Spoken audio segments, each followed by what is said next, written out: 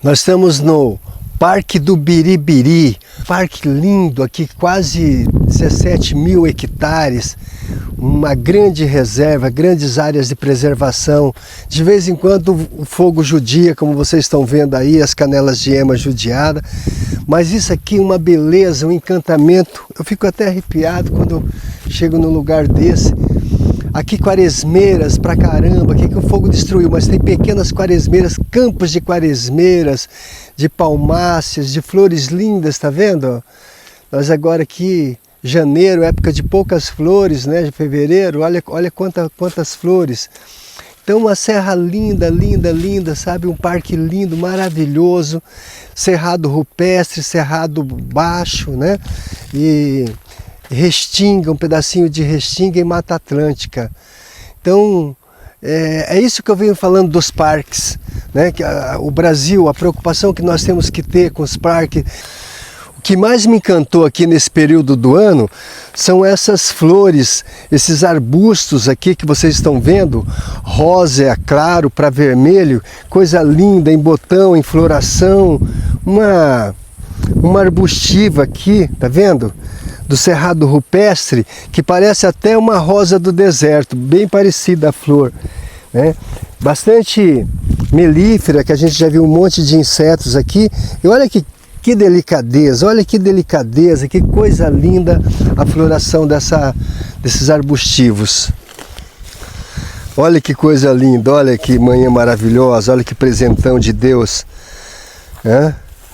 Não é uma divindade ou não?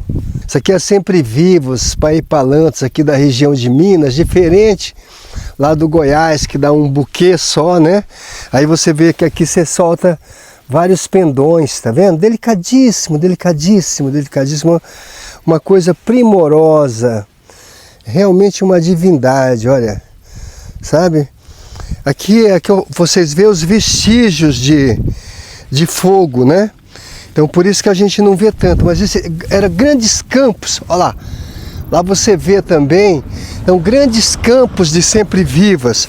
É que infelizmente, às vezes até fogo por malvadeza o pessoal toca. Extinção, porque ninguém produz isso não se produz, então é as que estão aqui. Aí que eu volto a falar da importância dos parques. Quando eu falo da Sempre Viva está em extinção, que todo mundo fica falando, Nery, eu falo tudo está em extinção, tudo está em extinção. Sabe por que está em extinção? Porque é uma coisa que ninguém produz, né? Ainda não tem um estudo de universidades, ninguém produz. Eu não conheço ninguém produzindo Sempre Viva paipalantos, então. E aí, a especulação imobiliária, a questão do fogo, das queimadas, quase todos os anos.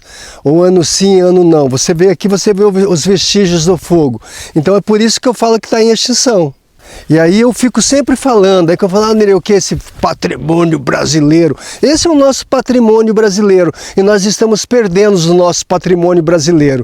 É por isso que a gente não cansa de falar aqui e é por isso que a gente está aqui dentro de um parque mostrando isso para vocês, para que a humanidade tenha conhecimento disso e aprenda a cuidar disso e zelar das nossas espécies arbóreas do Brasil. Outra coisa que as pessoas não percebem, por exemplo, você está caminhando aí, às vezes muita gente que está caminhando e não conhece, por exemplo, vai pisoteando. Essa aqui é uma Sempre Viva, tá vendo? Isso aqui, para não ter nada, isso aqui tem 4, 5 anos, tá? Sempre Viva, Sempre Viva. Tá vendo? Então muita gente às vezes vem caminhar pelo parque também, como não tem conhecimento, não sabe, pisoteia. Então você imagina para dar esse fruto, né? Quantos anos? Aqui, ó, tudo isso aqui é Sempre Vivas, tá vendo? Ó? Usam Sempre Vivas. Grandes campos, tudo isso aqui. É que isso aqui foi judiado pelo fogo e tal. E olha, essa aqui é parte que já foi queimada pelo fogo. Olha ela aqui pequenininha tentando se regenerar, tá vendo? E aqui é a parte queimada dela.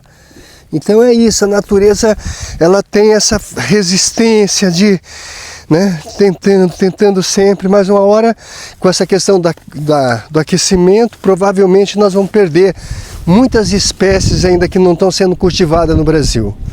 Eu falo sempre do cerrado, porque que ainda sobrevive por causa disso. Você vê uma uma plantazinha dessa aqui, ó, bobinha, né?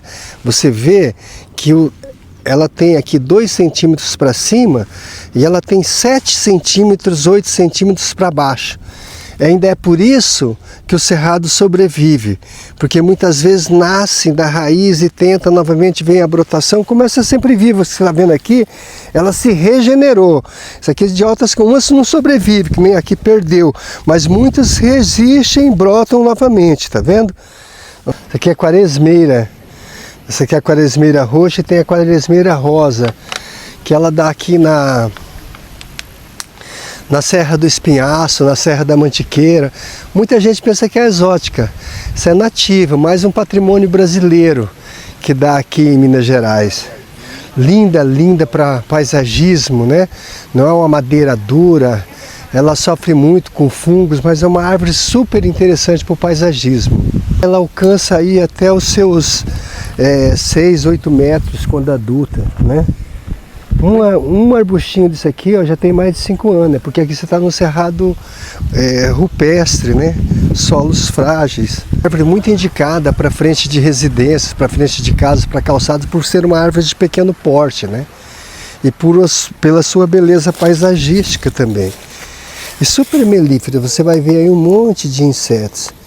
E tem essa roxa e tem a rosa. Tem 2 espécies de quaresmeiras que dá aqui no cerrado.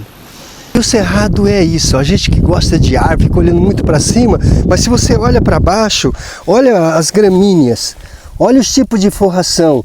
Isso tudo, como diz o Ricardo Cardim, era para estar sendo estudado, né, pelas universidades brasileiras para ocupar os nossos jardins do Brasil. Então a gente usa muita exótica, muita coisa que a gente poderia estar usando coisa não. Olha que divindade, olha que coisa linda. Né? E que beleza. Aí trazem o capim australiano, o capim não sei das quantas. Olha o nosso capinzinho, que lindo, né? O parque ele é lindo porque para você ver a beleza da natureza, você tem que se integrar com ela. A gente tem que se interagir, a gente tem que se unificar com a natureza, sabe? E você vai andando e você vai encontrando belezas mil. Olha aqui. Olha aqui, e eu estou falando coisa para vocês sem... Olha aqui, eu vou vendo pelos insetos, quando tem insetinho eu vou encostando, olha que coisa divina, olha que coloração, olha que coisa, você viu os insetos em torno, né? Melífera. Então, isso tudo poderia estar sendo usado no nosso paisagismo brasileiro, nos nossos jardins do Brasil. Então não, é o modismo. Nós temos uma coisa do nosso modismo, de tudo parece que o que é de fora é mais bonito, o que é de fora tem mais valor. Cerrado rupestre, o que é mais interessante é isso também. Você vê as plantas surgindo das pedras, entre as pedreiras, entre as coisas. Olha esse cacto, dá uma floração linda também.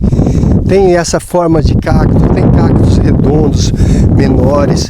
Então assim, uma diversidade mil, aqui, vai nascendo das pedras, tá vendo? E olha que coisa, tá vendo? Parecendo um barco fantasma ali, com algumas arbóreas nas pedras, tá vendo? Nas pedras, árvores de pequeno porte ali, entrelaçada entre as pedras. Parque do Biribiri é um parque de acesso fácil e gratuito, aberto das 8 às 18 horas, né, para você vir contemplar.